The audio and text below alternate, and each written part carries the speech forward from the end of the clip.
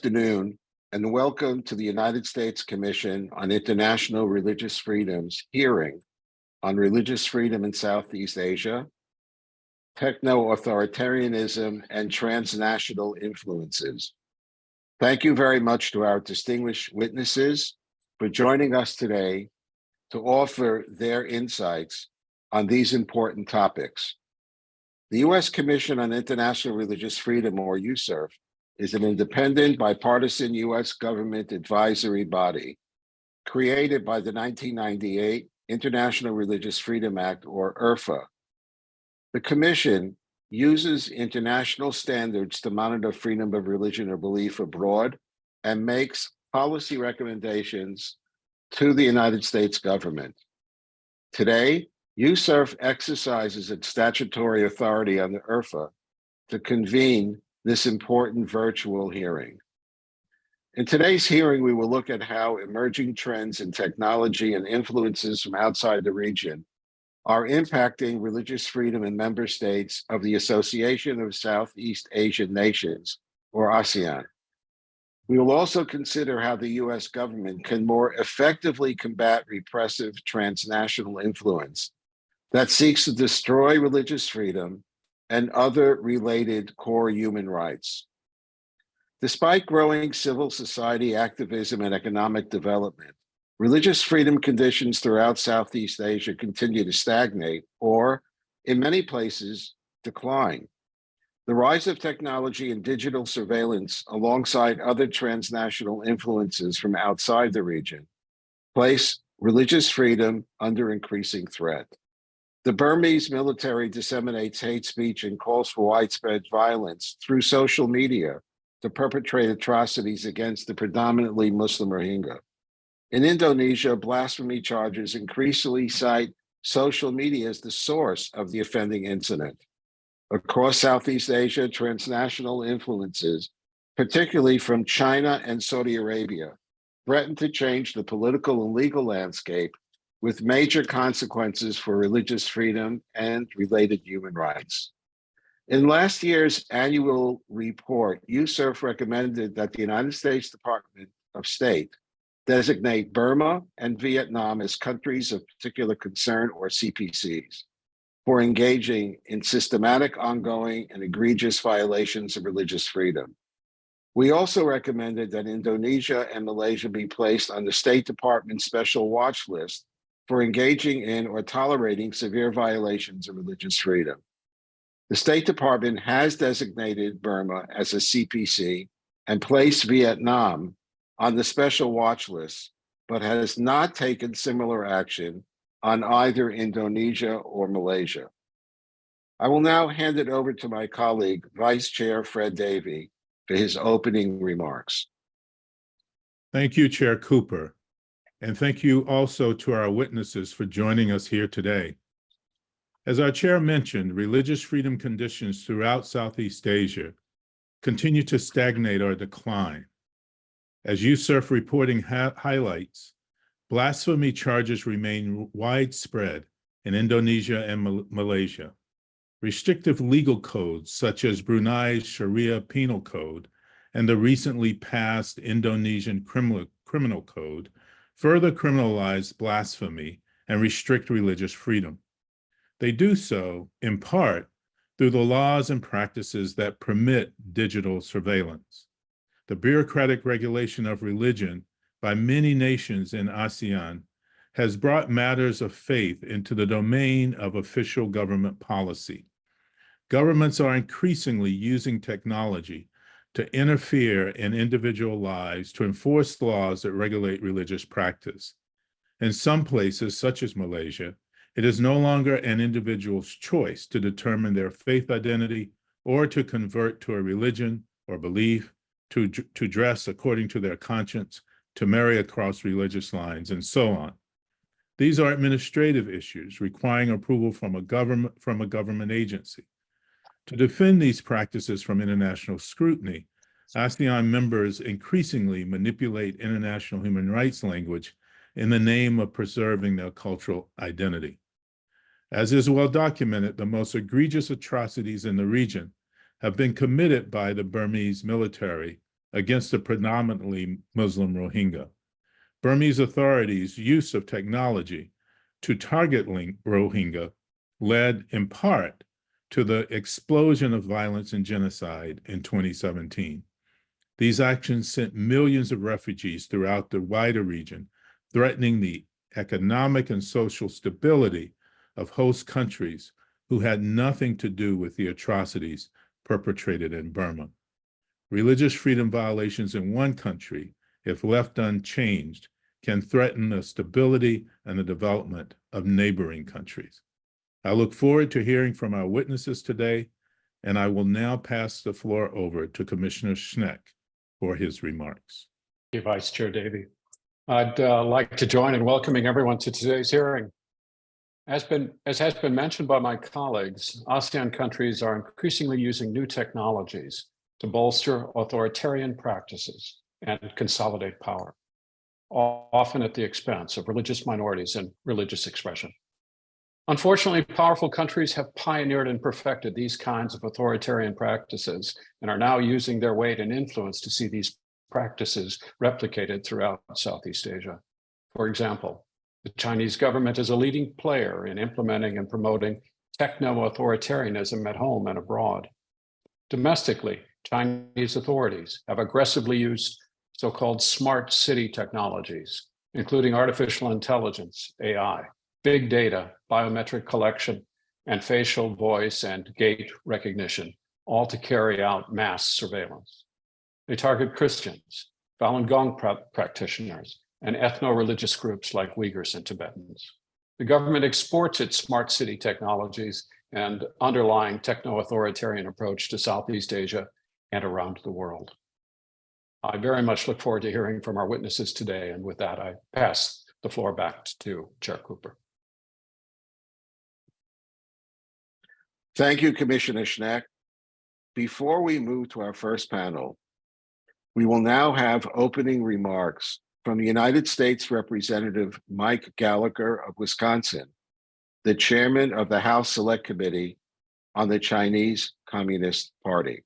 Hi, I'm Mike Gallagher, and I represent Wisconsin's great 8th District in Congress, where I chair the Select Committee on the Chinese Communist Party. Thank you to USCIRF for inviting me to speak and for holding such an important hearing on how strategies and tactics from the CCP's brutal war on religion are increasingly being used to restrict religious practice throughout Southeast Asia. I'm sorry I couldn't be there to join you in person, but I wanted to share some insights from our work on the faithful who are in crisis inside China. The Chinese Communist Party is rewriting the Bible. In the Gospel of John, Jesus famously defends a woman caught committing adultery against her accusers, saying, "Let he among you without sin cast the first stone." The chastened accusers slink away, and Jesus says to the woman, "Has no one condemned you? Then neither do I condemn you. Go forth and sin no more." It's a beautiful story of forgiveness and mercy. Unless, of course, you're a CCP official. Then it's a story about a dissident challenging the authority of the state. A possible sneak preview of what a Bible with socialist characteristics might look like appeared in a Chinese university textbook in 2020. The rewritten excerpt from the Gospel of John ends not with mercy, but with Jesus himself stoning the adulterous woman to death. Across Henan province, local CCP officials forced Protestant churches to replace the Ten Commandments with Xi Jinping quotes. "Thou shalt have no other gods before me" became diktats like "resolutely guard against the infiltration of Western ideology." At the 19th Party Congress, Chairman Xi declared, "We will insist on the sinicization of Chinese religions and provide active guidance for religion and socialism to coexist." Let me translate. Xi Jinping has no problem with the first commandment, just so long as he and the CCP are playing the role of God. This is how the Chinese Communist Party operates. Faced with a force too powerful to destroy, belief in God, they pivoted to a more insidious and more dangerous tactic, co-optation, or as Chairman Xi calls it, the sinicization of Chinese religions. Instead of destroying it, the CCP has decided to harness religion as a tool to control people's minds. CCTV cameras have been placed in houses of worship, letting the faithful know their every word is being monitored. The CCP has also seized control of the selection of religious leaders and throws anyone opposed in jail.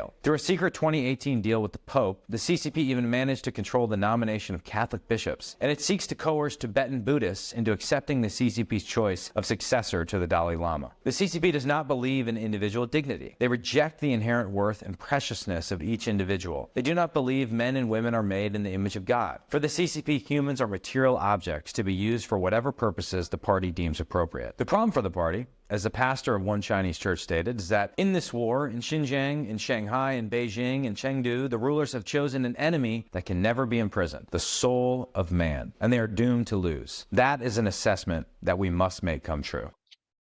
Thank you, Chairman Gallagher, for those remarks. I would like now to introduce U.S. Representative Ted Lieu from California, who will provide additional remarks. Hello, I'm Congressman Ted Lieu, and I represent the 36th Congressional District of California in the U.S. House of Representatives. I want to thank the U.S. Commission on International Religious Freedom for inviting me to speak on such an important topic. Religious freedom is one of the founding tenets of America and one of the primary reasons why so many immigrated to this great land. Over the centuries, many governments have made significant strides towards allowing more religious freedoms for their people, but the fight for these freedoms is certainly not over. Citizens in Southeast Asian countries and around the world are endeavoring to implement their own democratic values, and accordingly, we're seeing more and more people around the world speak out about the importance of religious freedom and the right to worship faiths of their choosing. At the same time, we have seen authoritarianism and religious intolerance target religious minorities in countries like Myanmar and elsewhere. Democracies like the United States have a responsibility to remain diligent in working to ensure that governments are not targeting religious minorities, particularly by using advances in technology to monitor their citizens. Though the United States was founded on religious freedom, we're not immune from a rising tide of intolerance. Now more than ever, we must be vigilant and fight back against hate speech. We have seen an unacceptable increase in hate speech on the internet and correlating violence against religious and ethnic minorities. We must continue to shine a light on the darkness that is religious intolerance, both at home and abroad. I want to thank the U.S. Commission on International Religious Freedom, again, for your invaluable work in this important field, and the panelists for their participation in this discussion. Thank you, Representative Lieu. I'll now introduce our first distinguished panel of witnesses. After the witnesses in the first panel speak, we will go directly into the statements from the witnesses on panel 2. Following their testimony, our commissioners will have the opportunity to ask questions and receive comments from all the witnesses. For our first distinguished panel, we will focus on techno-authoritarianism, including the use of social media and technology to perpetrate religious freedom violations. To discuss this topic, our first witness is Dr. Kirill Shields, a program manager from the Australia-based Asia Pacific Center for the Responsibility to Protect, and Michelle Lee, a graduate researcher currently at Columbia University. You should take the time to read their full witness bios by clicking on the link in the chat. Thank you, all of you, for testifying. And Dr. Shields, if you would begin. Good morning, everyone. Thank you very much, Chair Cooper. I wish to start by just paying my respects to the traditional elders, past, present, and emerging of the land on which I sit. And I'm going to be using the technology. Please let me know if it doesn't work. And let me just swap screens. Again, good morning, Chairman Gallagher, Chair Cooper, Vice Chair Davey, Commissioner Schneck, and members of the Commission. First, I wish to thank you and your organisation for this timely hearing and for inviting me to speak today on the complexities and the difficulties associated with the rights to religious freedom in Southeast Asia and trends in the digital sphere that might inhibit this freedom, a topic that we at the Centre here are particularly concerned about. And I speak today as a staff member of the Asia Pacific Centre for the Responsibility to Protect, which is a bit of a mouthful, otherwise known as the APR2P Centre, which was established 14 years ago. And we work to mitigate the risks of atrocity crime and mass human rights violations in the Asia Pacific region. In doing so, we work across 3 sectors. First, within the academic space, which is given over to research and to teaching here at the University of Queensland. Second, with governments, as our centre is largely funded by the Department of Foreign Affairs and Trade. And thirdly, We work with grassroots civil CSOs and NGOs across the region, including a cohort of 36 organizations, which we group under the banner of the Asia Pacific Partnership for Atrocity Prevention, another long-winded title, otherwise known as APAP. And we work towards atrocity prevention via initiatives within the community, and these includes collecting evidence of sexual and gender-based violence against Rohingya women in the camps and surrounding communities in Cox's Bazar, using technology to help migrant communities in Malaysia to report hate crime, and working with organizations to influence policy amongst ASEAN and ASEAN member states. I note each of these approaches, each speaks to the topic of today's commission, Techno-Authoritarianism in Southeast Asia, and its sway over religious leaders and religious freedom. Each of these sectors, from the academic through the grassroots approaches, through to policy advice at the ASEAN level, have all had to consider this new and ever escalating phenomenon. Today, I wish to make 2 points, just 2 points in relation to the topic of religious freedom and the digital sphere in our region. First, I wish to highlight the region's habit of irresponsibility in the digital world and the effect of irresponsibility on religious freedom. And second, I wish to just note the opportunity of Congress and the current administration to promote religious freedom via engagement in the region.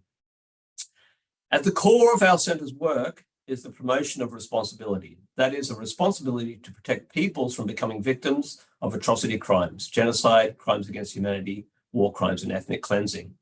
And while I'm not going to talk on the specifics of R2P as a norm and as a means of encouraging state responsibility, what I do wish to signal is a current malaise in the region around notions of responsibility in relation to the digital world. Namely, the question is, who is responsible? If, for example, Facebook has been cited as a platform that has been used to incite genocide, as was noted in the UN's 2018 report of the Independent Fact-Finding Mission on Myanmar, who then is responsible for the content? Is it the company, the user? Is it ASEAN? Is it domestic legislation? Is it the UN and its various offices? Or is it regional and global governments who might have influence on either the country committing the crimes or on the platform that allows this incitement to occur? Unfortunately, given the lack of regulation across Southeast Asia, coupled with ASEAN's policy of non-interference in the politics of state, as an example is the current crisis in Myanmar, this idea of responsibility is often overshadowed by a proliferation of irresponsibility that allows both legitimate and illegitimate governments, such as the junta in Myanmar, to use the digital sphere for political gain. And this is often coupled with a religious agenda, especially when governments are backed by conservative and hardline contingents of religious followers and their leaders. Problems occur when religion becomes state-sponsored and has an accompanying political motivation, or leaders of religion are seen to gain politically by endorsing religious practices that influence a nation's politics. And here I cite, as you as well have cited, the growing trend in Malaysia towards state adherence to conservative Islam. And the digital world, from social media to the current employment and development of artificial intelligence, is a core facilitator in promoting and propagating a politic that preferences one religion over other beliefs and practices.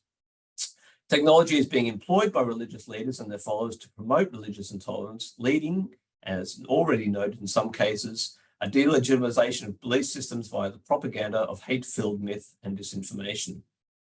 And this leads me to my second point. Hand in hand is noted a rise in frustration across civil society, governments, academia, and intergovernmental organizations alike that would like regulation and ruling, akin to that being utilized in Europe by the EU or by the European Council, over religious tolerance and its ties to hate speech and disinformation within the digital sphere. This frustration is only expounded by social media's inertia to intervene, with decisions seemingly based not on responsible governments, but due to economic benefit. This frustration is also noted by peoples living in conflict-affected areas who see little to no response to religious restrictions and the subsequent political and social implications from the international community alongside the ASEAN community. This includes frustration at ASEAN's ineffective 5-point consensus plan for Myanmar that fails to address core problems, including a means of mitigating the regional risks of promoting one religion over others via social media, and therefore heightening intolerance and risking inciting violence.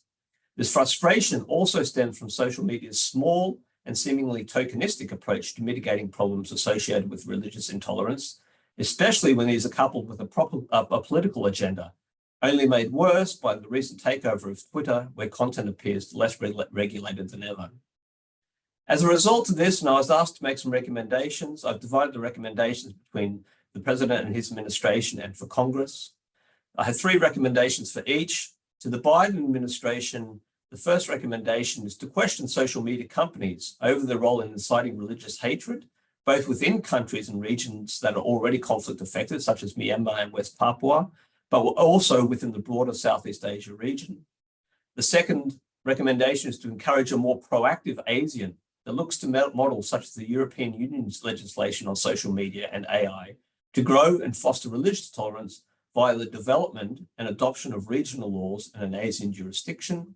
And 3, to work with ASEAN and the ASEAN Secretary General to develop educational programs that foster religious tolerance throughout the region. And to US Congress, just to finish, my 3 recommendations are to increase funding to Southeast Asian civil society organizations to provide education on how social media works. The second recommendation is to bring the topic of Southeast Asia to Congress and to congressional hearings that question the role of social media. And the third point is to expand the US State Department's Atrocity Prevention Education Program to incorporate Southeast Asian government officials and to also include a module in the course on how the digital world spreads hate and disinformation that reduces religious freedom. And this initiative can be seen to respond to your Eli Wiesel Genocide and Atrocities Prevention Act. With this, I once again wish to thank the Commission for the ability to talk today and look forward to the other speakers and the other expert witnesses. Commissioner, Chair Cooper, thank you. Thank you, Dr. Shields, for that informative and a provocative presentation. We now turn to Michelle Lee. Ms. Lee, we look forward to hear your report. Hello, Chairman Cooper, Vice Chair Davey, and the members of the Commission. Thank you for the opportunity to testify today about the pressing religious freedom conditions in Myanmar. I am Michelle Lee, and my research focuses largely on documenting state-sponsored attacks on the Rohingya community. I will start with a brief overview on the Rohingya refugee crisis and its history. The crisis engulfing the Rohingyas, a predominantly Muslim group in Myanmar, is an urgent call to action for the global community. In 2017, the brutal campaigns led by the Myanmar military against the Rohingya triggered a massive humanitarian crisis, resulting in a vast exodus to Bangladesh's refugee camps, which have now become the largest in the world. The United Nations has called this crisis a textbook example of ethnic cleansing. As of today, more than 960,000 Rohingya population is in need of urgent assistance. They face severe shortages in basic needs.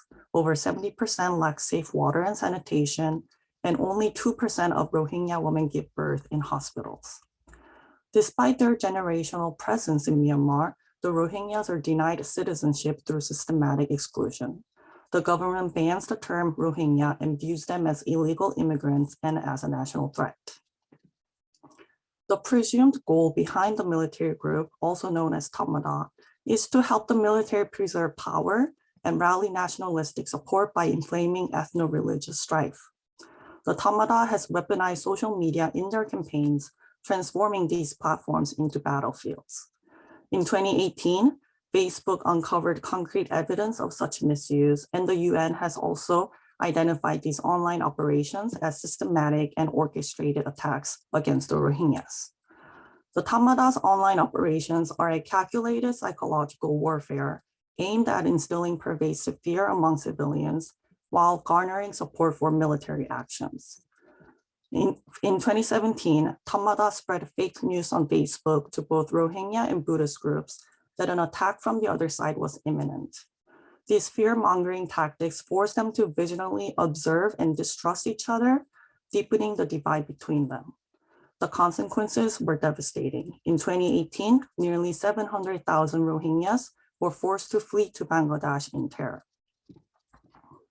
Rohingyas are required to register for a digitalized national verification card that identifies them as foreigners, a tactic similar to the digital surveillance method used against the Uyghur community in Xinjiang, China. Additionally, the Tamada also uses drones and phone cracking devices to monitor the Rohingyas.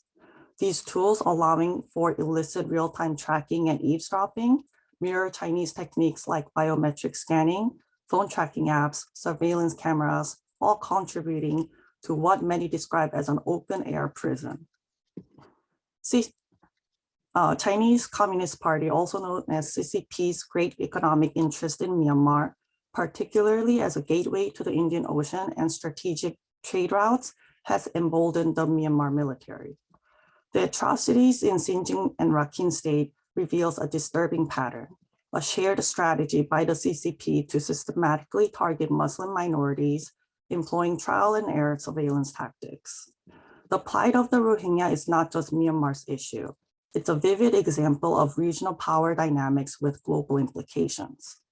The systematic repression seen in both regions, fueled by advanced digital surveillance technology, is indicative of a broader shift towards techno-authoritarianism with significant transnational influences. Despite heightened international aid and attention, the Myanmar military accelerated its state-sponsored ethnic cleansing operations against the Rohingyas, showing little response to international pressure. In light of these developments, I propose the following recommendation to the US government. First, the US should actively pursue open dialogue with CCP to join broader international aid efforts addressing the Rohingya refugee crisis. This approach could apply pressure on the Myanmar military to move towards peaceful resolution and reform. Second, due to the challenge of assessing restricted regions like China and Myanmar, it is crucial to thoroughly document human rights violations using advanced technology and artificial intelligence, using satellite imagery, photographs, videos, and social media. However, this strategy carries risk for reporters and informants and must be approached with caution. Third, we must advocate for the fundamental rights for the Rohingya, including citizenship, freedom of movement, and access to livelihoods, alongside a wide plan for humanitarian aid in Rakhine State. And in closing, I want to thank the committee for your commitment to these vital issues. Crimes against humanity cannot be treated merely as an area of disengagement or disagreement.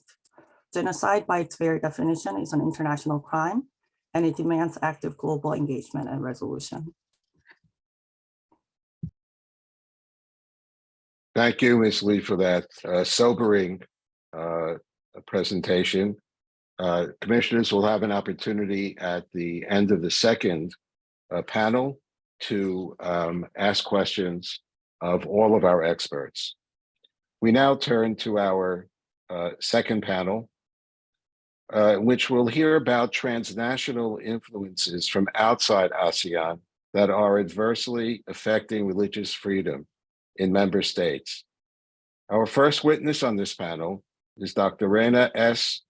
Inboden, a senior fellow with the Robert S. Strauss Center for International Security and Law at the University of Texas at Austin. Dr. Inboden. Thank you. Distinguished commissioners, it is an honor to be part of today's hearing.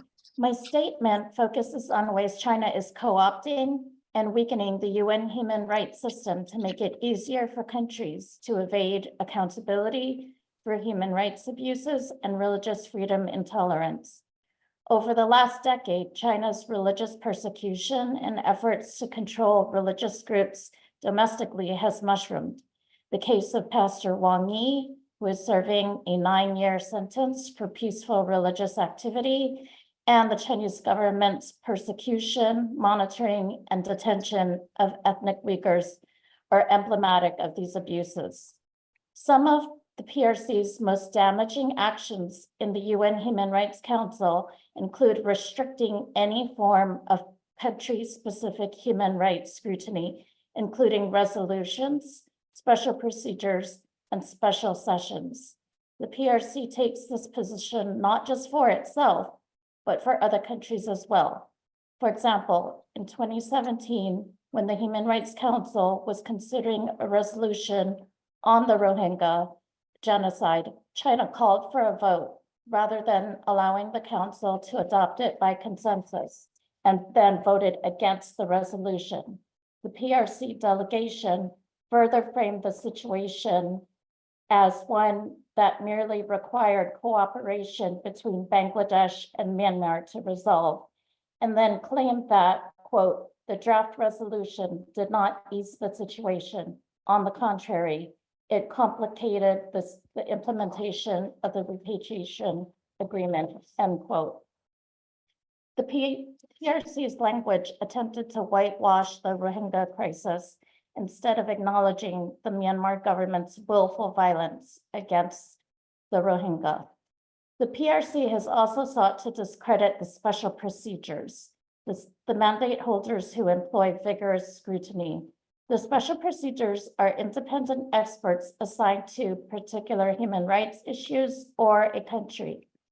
Since 2016, the special procedures have issued roughly 22 joint public statements expressing alarm about China's human rights violation. In response to these justified concerns, China has attacked some of the special procedures verbally, including claiming that the special procedure on religious freedom was wantonly spreading false information, lacking minimum professional ethics, and serving as a political tool for some Western countries and anti-China forces. The PRC also works with other countries to thwart accountability in general. For example, China, as well as Indonesia, Vietnam, Myanmar, Malaysia, Singapore, the Philippines, and Thailand belong to the like-minded group, a coalition of countries that holds illiberal human rights views and seek to protect each other from scrutiny in the UN. Finally, the PRC is one of the leading countries blunting the Universal Periodic Review process, including its own recently concluded review in Geneva this week. For example, despite Vietnam's troubled record on religious freedom, during Vietnam's last UPR, Beijing's comments included encouraging the government to, quote, continue efforts to eliminate inequalities in access to public services and, quote, to continue to invest in healthcare services for women. While these are laudable goals, they clearly fail to point out Vietnam's extensive human rights abuses. There are steps that the US government can take to strengthen the UN human rights bodies and procedures. First, the US government should invest in ensuring American diplomats have the resources they need. The PRC mission in Geneva nearly doubles the size of the US mission in Geneva. Second, the United States needs to focus on cross-regional collaboration, especially with Global South countries. This will help break the PRC's efforts to sow division between the Global South and the Global North. Third, the US should be committed to participating in the UN human rights system despite its failings, and encourage other states with a commitment to religious freedom and human rights to stand for election to the Human Rights Council and supporting the candidacy of individuals with strong records to serve as experts in the UN Human Rights Treaty body system, as well as serving as special procedure mandate holders. I thank you for your time and attention, and especially the Commission's focus on this important topic.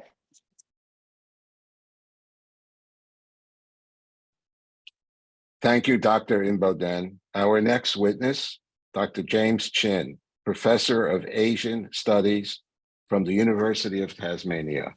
Dr. Chin.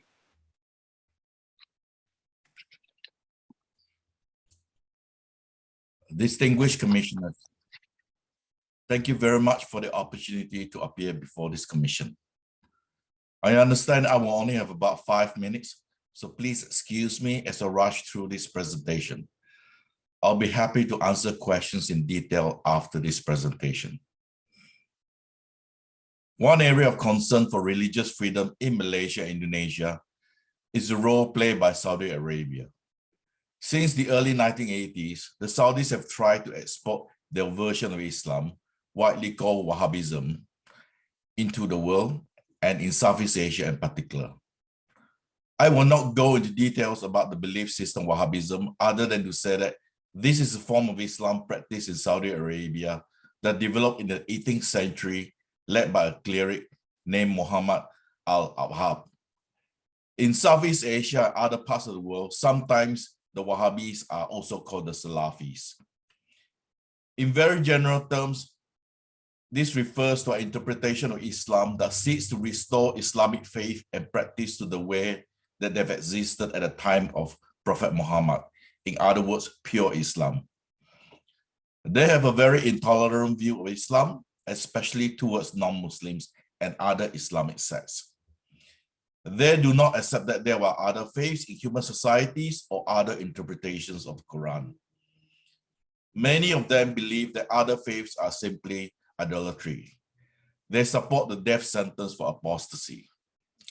They view religious freedom and liberalism as a Western import that contradicts Islamic values. In general, the Wahhabis, stroke Salafis, are part of the Sunni Muslim world. Saudi Arabia began to export Salafis beliefs starting in the 1980s, and one can make the strong argument that the Saudis with oil money were using the Salafi network as a means to create a network of influence around the world. They saw themselves in competition with Iran, especially because Iran was challenging the Saudi dominance of geopolitical strategies in the Middle East. There are credible reports that the Saudis spent more than $80 to $100 billion on this project to assert their influence in the Muslim world. Indonesia and Malaysia were targeted by Saudi Arabia because both are Muslim majority countries in Southeast Asia. And in fact, Indonesia, with a population of more than 280 million, is the world's largest Muslim country. Approximately 88% of the population in Indonesia call themselves Muslims. Malaysia, with a population of 32 million, is widely seen as an influential and moderate country in the Islamic world. This is especially true in the 1990s when Mahathir Mohamad was the Prime Minister of Malaysia. He was an important voice in the Organization of Islamic Cooperation. About 65% of the population in Malaysia identify themselves as Muslim. The methods used to export Salafi beliefs to Indonesia and Malaysia are quite straightforward.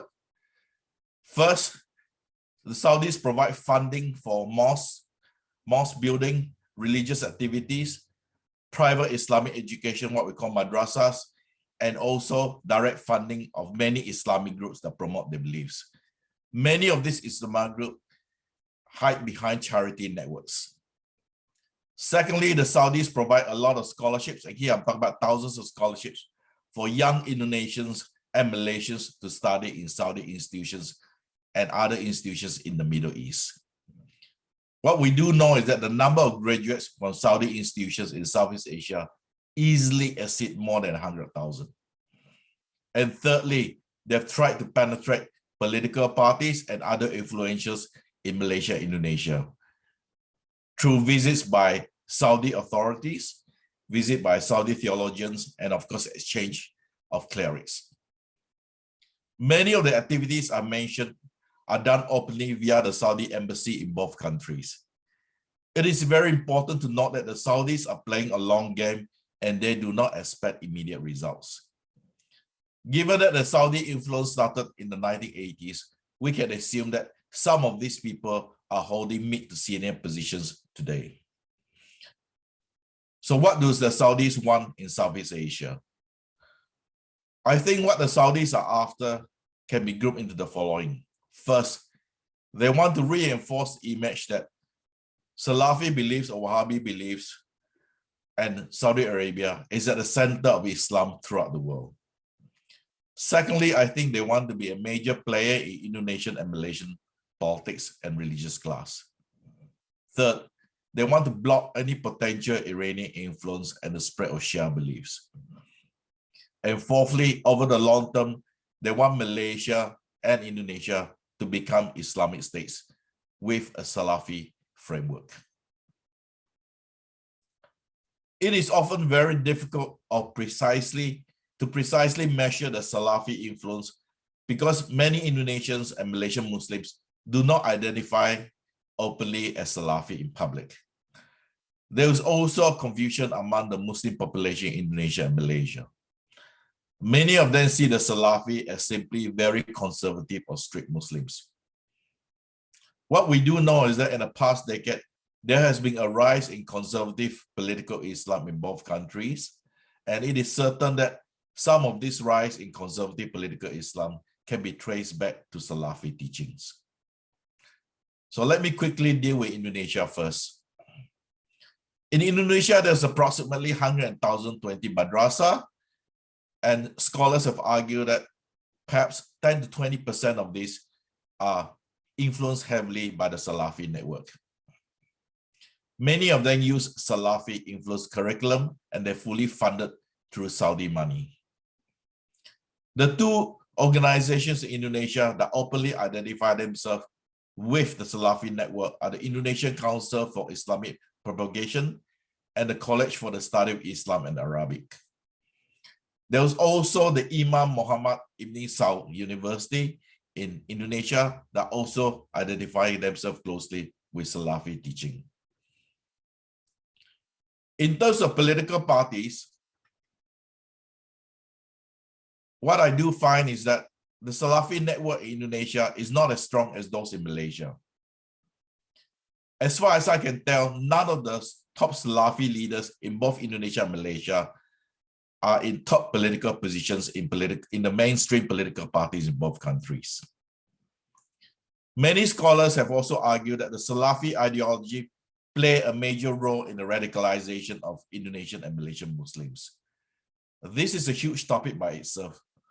All I wish to say here is that in terms of terror activities, for example, during the time when ISIS was a big problem in the Middle East, they actually had a brigade called Katiba Nusantara, comprising of Malay-speaking militants from Malaysia, Indonesia, and the Philippines. They even created a special propaganda newspaper called Al-Fatin, or the English The Conquerors, in order to specifically recruit fighters from Southeast Asia. In the early 2000s, there was actually a militant movement called the Laskar Jihad, or the Warriors of Jihad, operating in Indonesia, and they were responsible for the killings of Christians in Ambon, Sulawesi, and the Maluku Islands. The good news is that such a group does not exist in Malaysia. I want to spend a bit of time talking about Malaysia because I think Malaysia is a much more dangerous place when it comes to religious freedom when we compare it to Indonesia. I mentioned earlier that political parties in Indonesia and the Salafi network have not been able to take leadership positions in major Indonesian political parties. This is partly due to two major NGOs, Islamic NGOs in Indonesia, the Nahdlatul Ulama NU and the Muhammadiyah. They act as a shield to intolerant Islamization in Indonesia. Both organizations have a combined membership of more than 100 million, and they explicitly reject the Saudi version of Wahhabism and instead promote what is loosely called Islam Nusantara. This essentially means Islam in Indonesia must take into account the local social cultural traditions, and they believe in religious tolerance, religious pluralism, and moderation.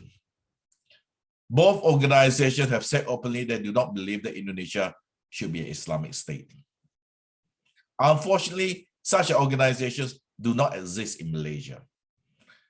In Malaysia, Islam as a whole is getting more intolerant and conservative. A large part of it has got to do with the Malaysian constitution and identity politics. One unique feature of the Malaysian constitution is that it binds Islam with the Malay ethnic group. If you are classified as ethnic Malay in government records, you are a Muslim. Thus, from the time of independence in 1957, the identity of the Malay ethnic group in Malaysia has always been tied with Islam. Under the present law, there is no legal avenue for you to live the Islamic faith if you are born Malay. Over the years, Islamization has been purposely inserted into the civil service in Malaysia, and some scholars have termed this process as the bureaucratization of Islam. If I'm not mistaken, this commission actually produced a report on this issue last year. In Malaysia, the bureaucratization is undertaken by this department called Jabatan Kemajuan Islam Malaysia, or JAKIM. There is widespread agreement among scholars that JAKIM has played a decisive role in making Malaysia a much more conservative Islamic state. You can detect Salafi influence materials in the sermons they produce for all the mosques in the country. Other scholars have pointed to a process of Arabization among the ethnic Malays as a sign that the Salafis are getting more influential. Many of the policies pursued by JAKIM show that they do not accept religious freedom and they do not support a religious plural society. Unlike Indonesia, the Salafis has made inroad into Malaysian political parties. The Salafis are known to have a significant influence on Party Islam Malaysia or the Islamic Party of Malaysia. As the name suggests, PAS wants to create an Islamic state in Malaysia, and PAS is now the largest bloc in the Malaysian parliament. And there's a distinct possibility that this political party, PAS, will be elected into power in the next 20 years. This does not mean that PAS will immediately change Malaysia's constitution to become an Islamic state, but it is more likely that there will be a period of rapid Islamization before the country officially becomes an Islamic state. Coming back to the work of this committee, the clear danger posed by Saudi Arabia's Salafi beliefs is the creation of an intolerant religious environment. They simply do not subscribe to the idea that there are other faiths and freedom of religion. Their ultimate aim in a Salafi state is to create an Islamic country where non-Muslims do not enjoy any real political rights unless they convert to Islam, and if they don't, they will be regarded as protected people with limited rights. In contemporary Saudi Arabia, there are reports that Crown Prince Mohammed bin Salman is trying to reject the Wahhabi religious establishment. How this will impact the Salafis in Indonesia and Malaysia remains unclear. Thus far, there is no evidence that the Saudi embassies in both countries have revamped or reduced their religious outreach activities. I would argue here that even if the Saudi embassy does not promote Salafi beliefs, there is a very limited impact as the outreach is done mostly by the Indonesians and Malaysians Salafi networks themselves. It is very unlikely that the change in the beliefs in Saudi Arabia will have any impact on the Salafi situation in Southeast Asia. So in conclusion, the main points I want to make are the following. The export of the Salafi beliefs by Saudi Arabia started a long time ago, probably more than 50 years. They want to be a major player in Islamic affairs, and they want to be the center of Islamic affairs around the world. Part of it has got to do with the competition with Iran, and their beliefs is very strong in poor Muslim countries. The second point is that Islam in Southeast Asia has traditionally been very tolerant, moderate, and accommodating to other faiths, tradition, and culture. The spread of Salafi and other radical teachings has changed the nature of Islam in Indonesia and Malaysia, and the biggest change is the element of violence and intolerance towards other faiths and culture. In Indonesia, the Salafis are diverse and decentralized. Politically, they have not had a major impact of any of the major Indonesian political parties. Threats to freedom of religion are much more serious in Malaysia when compared to Indonesia. The increasing intolerant brand of Islam that is promoted in Malaysia by the government, the bureaucracy, and the key Malay political parties can only lead to even more restrictions on the non-Muslims and other Islamic groups that do not agree with the Salah for the Shafi'i school of thought, which is the official ideology of the Malaysian Sunni Islam. Dealing with the issue of religious freedom in Malaysia is complicated by the way the Malaysian constitution ties the religious identity of the majority Malay ethnic group with Islam. In Indonesia, other religions are officially recognized by the state to the Ministry of Religious Affairs, while in Malaysia, it is totally opposite. The state only recognizes Islam, and even holding interfaith dialogue is problematic. Thank you for listening. Thank you very much, Professor Chin, for your important insights on Indonesia and Malaysia. Our last but not least witness is Andrew Koo, co-chair of the Constitutional Law Committee at the Bar Council of Malaysia. The floor is yours. Thank you very much, Chairman Cooper. Distinguished commissioners, ladies and gentlemen. My name is Andrew Koo. As I was introduced, I'm a lawyer practicing in Kuala Lumpur in Malaysia, and my practice focuses mainly on human rights and constitutional law issues in Malaysia, and in particular on freedom of religion or belief. Although I co-chair the Malaysian Bar Council's Constitutional Law Committee, I speak here today in my individual capacity. On the 11th of January of this year, Turkish academic Dr. Ahmet Kuru, who is a professor of political science and director of the Center for Islamic and Arabic Studies at San Diego State University, claimed that he was approached by police officers, interviewed, and threatened with arrest as a terrorist as he waited to board a plane from Kuala Lumpur, Malaysia, to Lahore in Pakistan. Dr. Kuru had been in Malaysia at the invitation of a non-governmental organization called the Islamic Renaissance Front to launch a Malay language translation of his 2019 book entitled Islam, Authoritarianism, and Underdevelopment, a Global and Historical Comparison, which had been translated and published by the IRF. He spoke at several events and was scheduled to launch his book at an Islamic institute associated with a leading local public university. This, however, was cancelled by the institute at the last minute. A substitute launch had to be put together at a private university. Now, for the record, the Malaysian police have denied that Dr. Kuru was under any investigation and refute his allegation that he was approached by police officers. On 17 January this year, a Malaysian film producer, Tan Meng Keng, and a Malaysian film director, Khairi Anwar Jailani, were charged in separate courts in Malaysia for hurting religious feelings in contravention of Section 298 of the Malaysian Penal Code. Both men were released on bail and were made subject to a gag order not to make any comments about the case. They were charged for having produced, written, and directed a movie entitled Mentega Terbang, which literally means butterfly, which revolved around a Muslim female teenager seeking to understand what other religions believed about death and whether there was life thereafter, as she faced the impending death of her mother from cancer.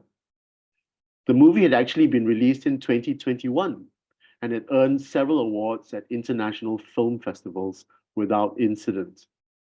However, when in February 2023, a local blogger drew attention to the existence of the movie, the director and several of the actors became the subject of investigations by either or both secular and Islamic religious authorities. The director and one of the actors received death threats, and one of the actors had acid thrown at his car. The perpetrators have not been identified. On 8th of January 2024, it was reported by several local online news portals that a popular Muslim religious teacher in Malaysia by the name of Azhar Idris had pronounced that it was prohibited by the teachings of the religion of Islam, or in other words, haram, for post-pubescent persons to go to bed with teddy bears or other such stuffed toys. I mention these three incidents as they represent, in my opinion, the latest in the situation of the state of religious freedom in Malaysia. And they're also reflective of the infiltration of certain negative international authoritarian trends into the Malaysian religious freedom landscape. The first is an institutionalized intolerance of views that run contrary to the accepted religious and or ideological position of the state in countries where the state is neither secular nor agnostic. The views may not necessarily be heretical, nor need they be unorthodox. However, they directly or impliedly cast existing religious or non-secular or ideological regimes in these countries as somehow compromised and corrupted by the desire of political elites to hold on to political power by the control of what can and cannot be accepted. Malaysia has, in the past, for example, deported or refooled emigre Uyghurs back to China, liberal Muslims back to Saudi Arabia, and alleged Gulenists back to Turkey.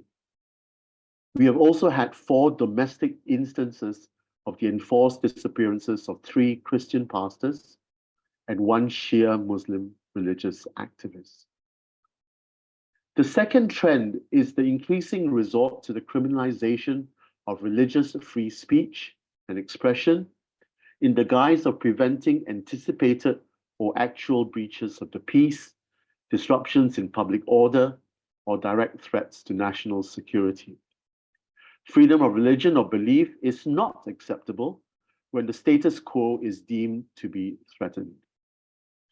This is assisted in certain circumstances by a less than independent judiciary that has all too easily surrendered its role as a protector of the fundamental liberties under a constitution and legitimized such arbitrary detentions in the name of safeguarding and preserving the peace, often overlooking the loss of any due process rights in the course of detention, investigation, and prosecution. Again, we do not have to look too far in our region for examples of where this kind of state action has been conducted. The third trend that I've identified is the reluctance or failure by governments and others in authority to prevent and counter extremism before it becomes violent. Extreme conservative interpretations of religious texts are seldom challenged in public. Wild and unfounded allegations against minority religions by those who claim to speak on behalf of the majority religion go unchallenged and unstopped. Whereas even mild comments touching on the majority religion result in accusations of hurting religious feelings or stepping on religious sensitivities and invite the heavy-handed invocation of the entire machinery of government to enforce the law which prohibits the same. Such an asynchronous application of the law breeds a sense of impunity and immunity amongst those who claim to speak on behalf of the majoritarian religion or ideology, and creates a climate of fear and self-censorship amongst those who do not share the majoritarian view. The net result of all of the above is a rapidly narrowing safe space for honest conversations and public dialogues about religions, and the closing of the minds of people towards inter-religious acceptance. Diversity is not so much accepted as tolerated, but only for so long as the peace and harmony of the adherents of the majority religion or ideology is not disturbed or overly fragile sensitivities not hurt. As a recommendation, perhaps state secular and religious authorities may benefit from greater exposure via people-to-people contact between the United States and Malaysia to multi-religious communities that can peacefully coexist and practice respect for and acceptance of religious diversity and interfaith activities that demonstrably exhibit shared values. I thank the Commission for an opportunity to make this statement and welcome any questions. Thank you very much. Thank you, Dr. Koo, and thank to all of our presenters, especially Dr. Koo, for your unflinching insights on the current situation in Malaysia.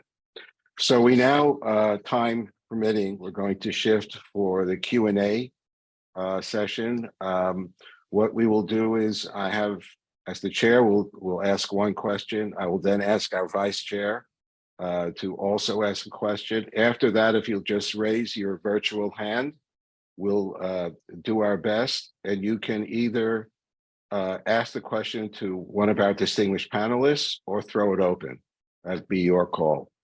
My question, which I'm going to ask Dr. Shields to address, only because we hear so much about AI and I understand so little about it.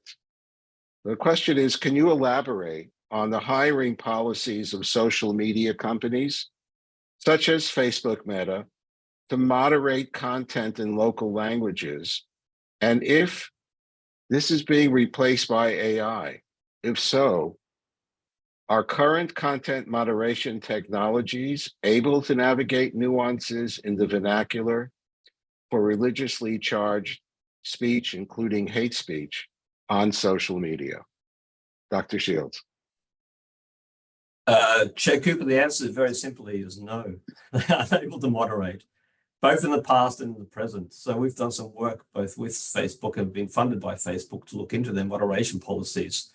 And the conclusions we came to was that because of because of language difficulties and barriers, but also inference and all the rest of it that are associated with different languages, moderation is very difficult within this region, Southeast Asia and the Asia Pacific region. So there is some work being done by Facebook and other social media companies. I'm not so privy to others, but we've worked with Facebook in so much as they're trying to moderate, to better moderate. But there are still problems associated with that. And we have a partner, a think tank in Indonesia called CSIS Indonesia that you may have heard of, that tracks hate speech against minority groups within Indonesia. And one of the things that they've concluded, it's on Twitter, not on Facebook, one of the things that they've concluded is that moderation is actually declining on Twitter across the Indonesian region. And one of the things that Twitter, its algorithm, and I'm not so sure of the difference between the algorithm and the artificial intelligence at this particular point, how an algorithm works in comparison to artificial intelligence within these platforms. I'm not quite sure. I think there's some mimicry there between the two of them, but that's not picking up on those things that you mentioned, Chair Cooper, which is the nuance, terms that may not be derogatory within some communities, but are within others, language that is bigoted or racist that is used in everyday sort of parlance that's not picked up. So moderation is a really difficult thing for Facebook, and I know they're working towards it. In fact, Facebook have approached us on a number of times to sort of ask us hypothetical philosophical questions about what we should do. And yet I don't think moderation is as extensive as it could be, nor as it should be. When it comes to artificial intelligence, I'm not quite well, I mean, it's so new that I'm actually not quite sure what social media companies are doing. I know an algorithm works in a particular way, but how that relates to artificial intelligence and the AI that Facebook and others are employing, I'm not so privy to that sort of information, but maybe others have more insight. I hope that answers your question. Thank you. It does give a degree of solace to hear that maybe despite all the flaws of human beings, maybe we should stick in pushing for stronger moderation by human intervention with the companies, as being involved at the other end of in the United States on similar issues with Facebook and others. It's certainly not, there's no strong model that we can point to that should be followed. But I think everyone here recognizes the power, obviously, of social media and AI. Thank you very much. Vice Chair Davey.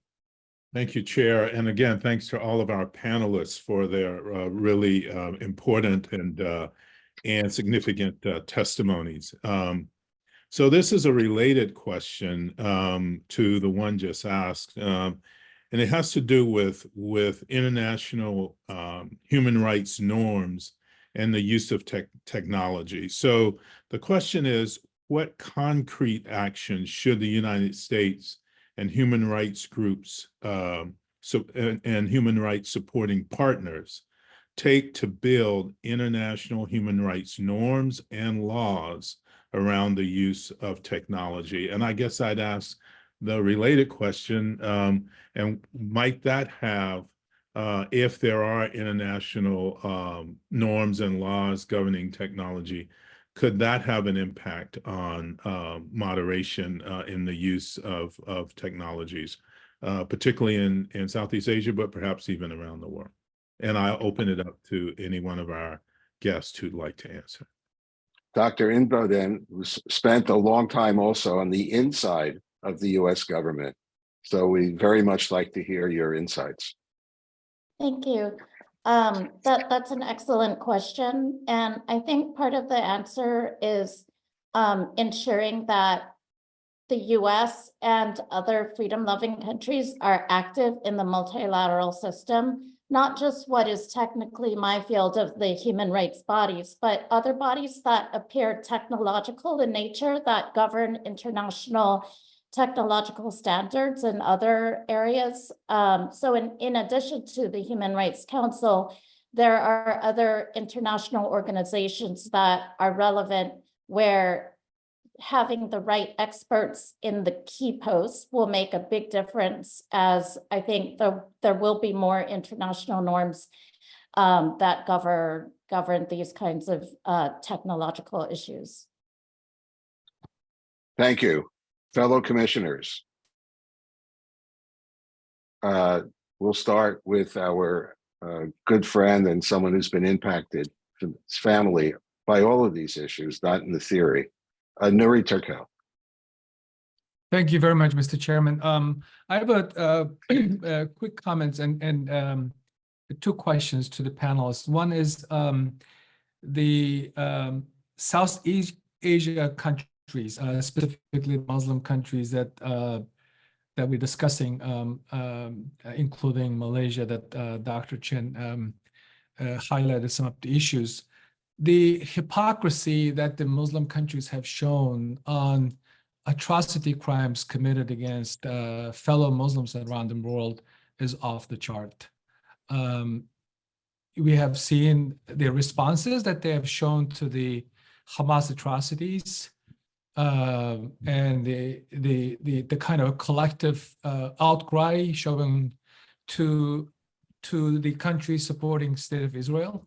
At the same time, the Malaysian, Indonesian, Saudi, the Iranian governments are complementing, supporting the ongoing genocide committed by the CCP against the Muslim Uyghurs in China. So that's something that people need to be reminded in around the world. And as for my questions, Dr. Inboden, I have been following your work and I've read your reports and listen to your public remarks about UN. Do you think that the UN should be reformed? The United States also carries a big burden, financial burden of the UN operations, and yet China is using UN, for example, as you noted in your remarks, the miserable failure by the Western democracies in September 2022 on the resolution. It seems like the UN has been used as a vehicle for countries like China, Iran, to push their own political agenda or silence critics. If you have any suggestions that you can share with us on a reform of the UN system in general. And then the two, more on the technical aspect, this is a question for all of you. We have now seen how social media platforms like TikTok, traditionally Facebook, played a big role in the Rohingya genocide. Today, TikTok is being used propagating Hamas propaganda and now Houthis propaganda. And it's not difficult to find the things that TikTok has been disseminating. So is there any concern in the countries that you live, specifically in Southeast Asia, that this platform may be used against that very government, allowing this kind of platform for inciting hatred?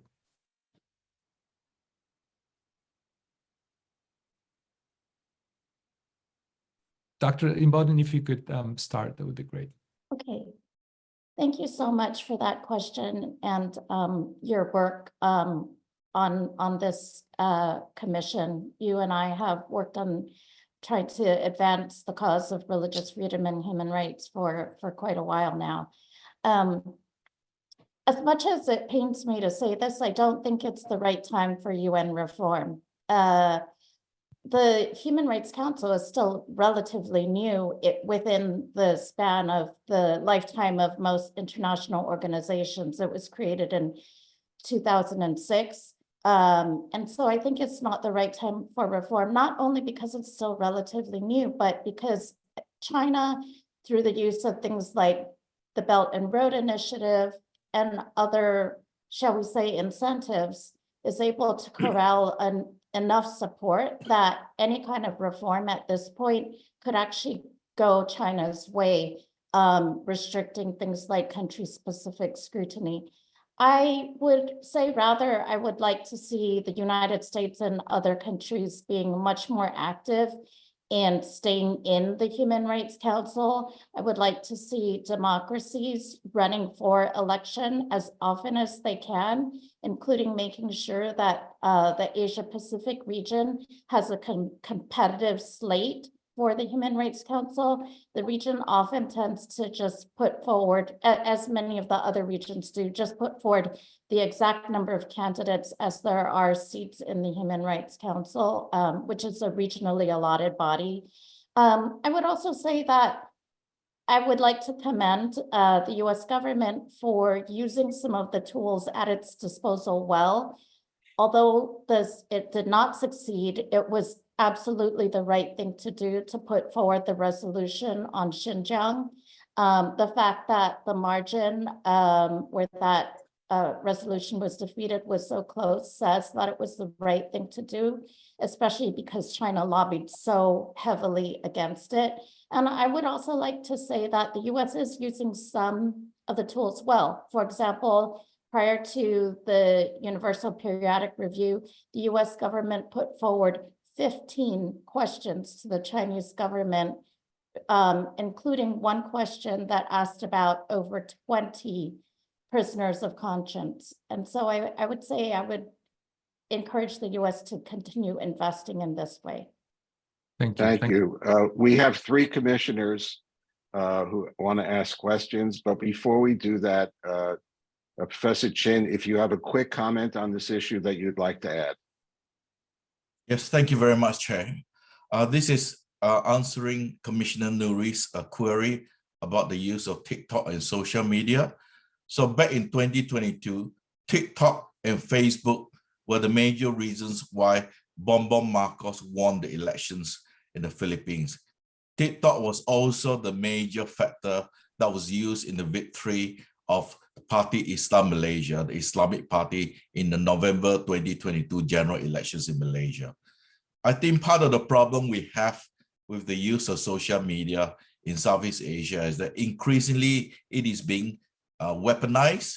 It is not only being used to spread religious hatred, but it is being used to spread racial hatred as well. It is very, very effective. Studies have shown that it's very effective with young people, but increasingly, recent study shows that it's also very effective among older members of the population as well. And the reason why it is so effective is because it is spread through private networks such as Telegram and WhatsApp. So if you were to ask me what sort of recommendations I will make, it is that if the US wants to pass any laws or any regulations with companies like TikTok or Telegram when they operate in America, you have to make sure that these rules also apply internationally. Thank you. Thank you. So we have three commissioners with hands raised. We have Commissioner Schneck, Commissioner Curry, and Commissioner Gelman. So if we can get your questions in, and Commissioner Wolf, so we have four as the clock ticks away to the top of the hour. Commissioner Schneck. Thank you, Chair Cooper. I'll be quick. I have two quick questions that I'd like to pose to Ms. Lee. I had the opportunity with USCIRF to visit the camps at Cox's Bazar, so I'm very familiar with the situation of the Rohingya there. More than 1 million, refugees living in just frankly horrible conditions. So I appreciate your work in this area, Ms. Lee. My questions, though, are about the Tatmada's use of technologies, social media technologies and other technologies to target the Rohingya. Is there anything that the United States might be able to do to to mitigate or to in some way make some progress against that use there. And then if I could ask a similar question really quickly, is the National Unity Government, NUG, is it aware of the Tatmada's use of these technologies? Thank you so much for wonderful question. To answer that question, I think because CCP has a great influence on Myanmar's tactics, maybe kind of having a dialogue with CCP is the best, because my research, like I've done research where I was comparing the rate of hate crimes and the rate of Myanmar refugees leaving Myanmar and the number of international aid and international publication. And it showed kind of no relationship, meaning that Tatmada, because they're authoritarian, they don't really care about international pressure. So even if like US pressures Facebook or pressure Myanmar with these kind of online activities, they don't really, they have little response, but they will listen to China. So I think what's important for us, what's important for the US can do is kind of talk to CCP first about international support. Yeah, does that answer your question? Yes, also about the National Unity Government's awareness of these tactics. The National Unity Government is the opposition groups within. Right. Yeah, I think they are aware of the tactics because it has been found evidence by the Facebook as well as the UN investigations. So they're all aware, but I think they're also under digital surveillance as well. So they don't really have much power to combat the Tatmada. Very good. Thank you. Thank you, Commissioner. Commissioner Curry. Thank you, Chair Cooper. Another gratitude to the staff and to those presenting. This is absolutely fascinating. And as usual, we probably could use some more time because I have questions for everybody. However, I'm going to nail it down to a couple. Mr. Shields, to what degree, I know there's positives on the one side for moderation of hate speech, but to what degree is your sense, the Institute and you yourself, that socials are actually helping to suppress the freedom of information in some of these countries, to the degree that they're collaborating with those who are restraining information? It feels like we're at this weird space and time where in many cases, the people closest to a particular problem know the least about it because the governments don't want the information to get there. And then the socials, in order to keep their shingle up in a particular country, collaborate with the government. Could you have some insight on that? My second question is for Mr. Chin. I have a dear friend, Mr. Raymond Coe, who's on our list, the USCIRF list of people who have either been imprisoned or disappeared. He's been gone almost 8 years now. The government itself of Malaysia on camera kidnapped Mr. Pastor Coe. And it may be in connection with what have been called re-education camps. To what degree do you see Malaysia and other countries in that region potentially using re-education camps to try to reprogram people back to the faith of their choosing? So okay, thank you, Commissioner. Those are two powerful questions. Let's go to our distinguished panelists for the answers. First, Dr. Shields. Thank you, Chair Cooper. Thank you, Commissioner Curry. That really interesting question. I think the word you used was, sorry, when I was formulating my answer, you used the word, there was some sort of relation between the two of them. But in fact, I think the best word is an apathy on behalf of the social media companies when it comes to government or the usage of social media to promote its own agenda. I think, and that's something that's not only, I mean, it's about not only apathy, but also of benefit to social media companies to remain apathetic. That is to remain kind of to the sideline of all that can happen with social media and platforms that they're on, and for economic benefits, really, and because it's a hell of a region to try and regulate. It's a question in and of itself. So I don't think there's a wanton collaboration. I'm not sure. There's certainly not. I don't think they're in cahoots. I don't think there's any sort of dialogue. Maybe there is between officers and within government. And if it is, it's always educational. So, for example, I know Facebook in Indonesia, for example, offer educational programs to some to civil society ministries and things like that. But there's definitely an apathy, or it's a too hard and put things in a too hard basket, and therefore sort of turn a blind eye to the problems associated with social media companies and their platforms in relation then to misuse of these platforms for government and ministerial purposes. Does that answer your question? Yes. Thank you, Dr. Shields. Professor Chin, could you enlighten us on Commissioner Curry's second question? Thank you very much. I also want to add, in terms of the social media, my personal opinion is that the social media companies are really not interested in restrictions. They make money through people using their social media app. In other words, they want people to keep using it. So in terms of trying to restrict them using it, they really have no interest. Even though in public they claim to have an interest, I suspect from what I've seen in Southeast Asia, they really have no interest in reining in any of the social media misuse. In terms of Pastor Koh, it is my understanding that the use of re-education camp is not for the non-Muslims in Malaysia. It is for Muslims who do not agree with the official state version of Sunni Islam in Malaysia. In terms of Pastor Koh, if you were to ask me to guess, I would guess that Pastor Koh is no longer with us. Wow. Thank you. Wow. Commissioner Gelman, that's a difficult statement to come off on, but if you can share your question, we'd appreciate it. Thank you, and it is a difficult statement to come off on. And given the time, I'll be very quick. My comment / question is really a follow-up from what my colleague Commissioner Turkel was raising about genocide.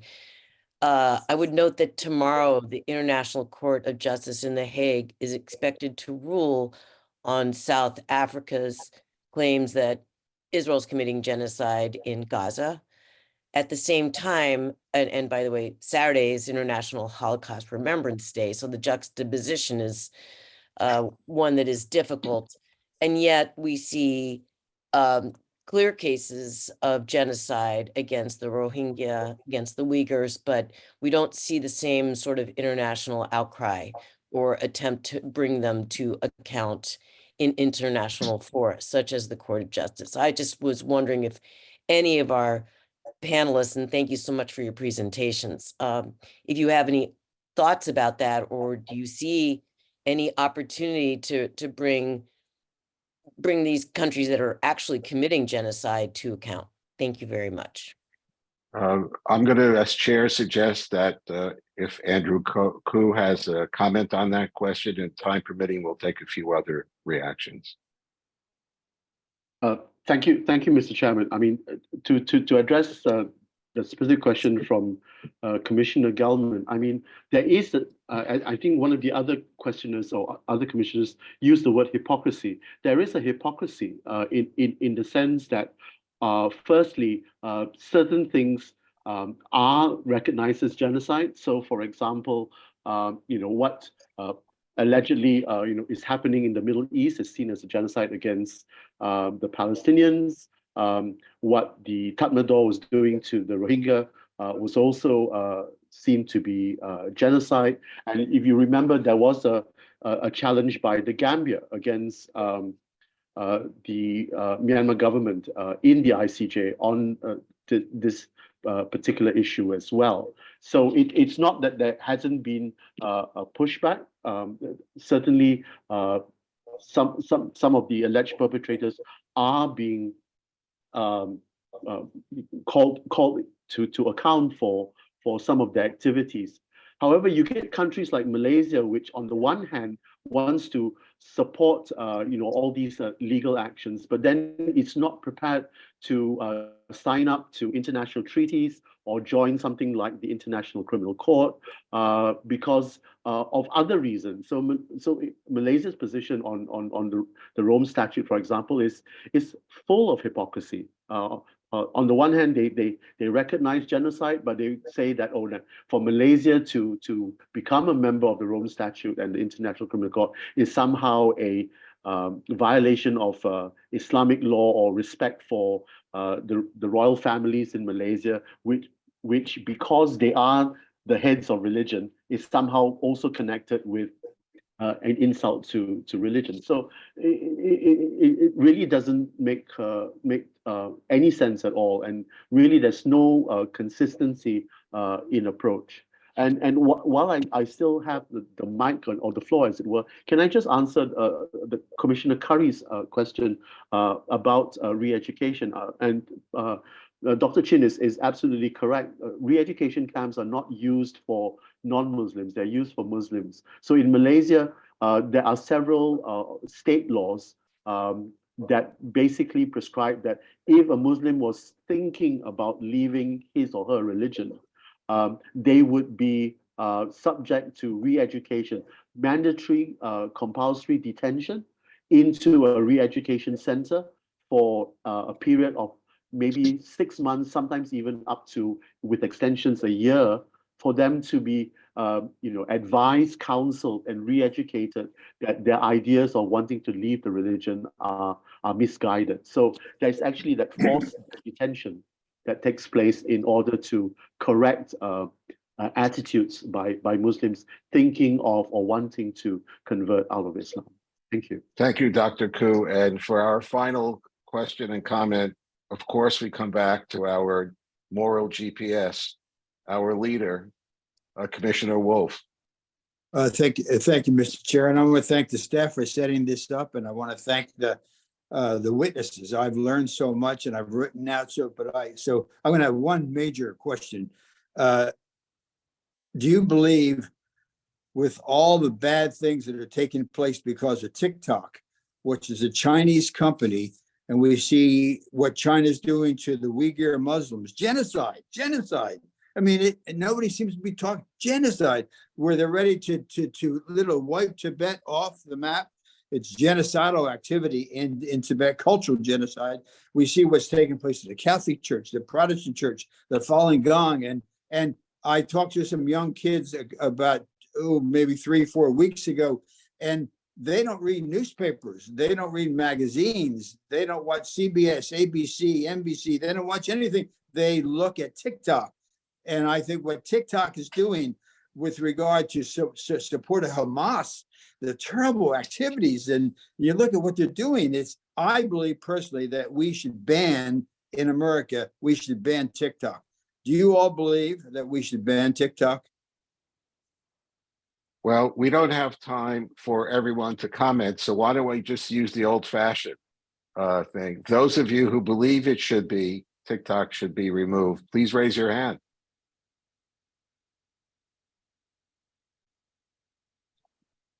Those of you who believe there are other ways to deal with the issues that have just been raised, if you'd raise your hand. Thank you very much. We have at least 25 seconds left before, what's the old comment? Before we lose our satellite feed.